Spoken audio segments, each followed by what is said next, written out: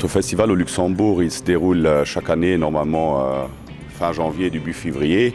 C'est le rendez-vous annuel des amoureux de l'automobile, des gens qui viennent voir, pas uniquement acheter, mais bon, on fait 25% du volume de l'année sur les 10 jours de l'autofestival, mais c'est aussi le moment pour les gens d'aller voir pour des futurs achats. On a toutes les nouveautés, on a plein de véhicules à l'essai, donc c'est une fête familiale où on invite les gens à venir découvrir pas uniquement la voiture, mais aussi les garages, parce que je dis toujours, un achat c'est une chose, mais après, il faut un service par après, et là les gens se font une idée de l'infrastructure et du personnel qu'ils y rencontrent.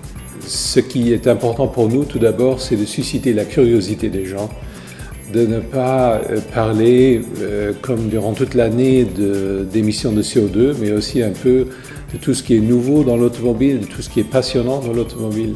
Il y a toujours des offres qui consistent en des remises sur les prix ou alors des versions séries spéciales limitées et ainsi de suite. Mais c'est vrai qu'on fait encore un effort supplémentaire pendant l'autofestival en ce qui concerne les remises et ristournes.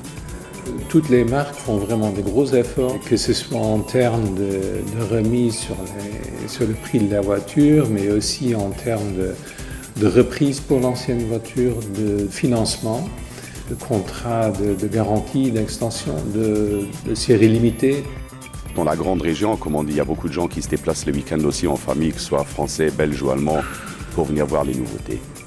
Pour Citroën, c'est le premier autofestival pour la C4. On a aussi exposé durant le festival la DS4, qui est la version plus luxueuse, plus classe de la C4.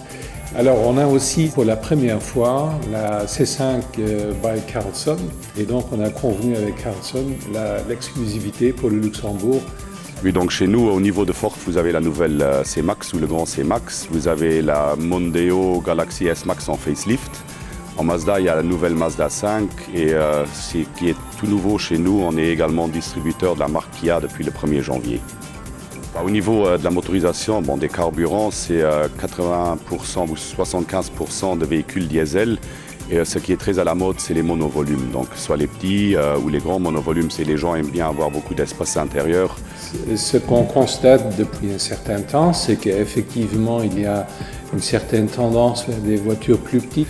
Mais en même temps, on a constaté par exemple que ces dernières années, les coupés ont connu une vraie résurrection, ce qui est très rassurant parce que ça montre que le véhicule ne se réduit pas tout simplement à des émissions de CO2 ou à des chevaux, mais vraiment c'est aussi un objet de plaisir. Voilà.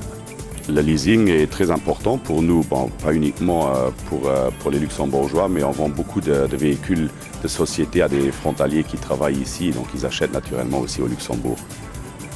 L'autofestival est aussi un événement de la grande région. Donc on a de façon régulière une clientèle frontalière qui est fidèle.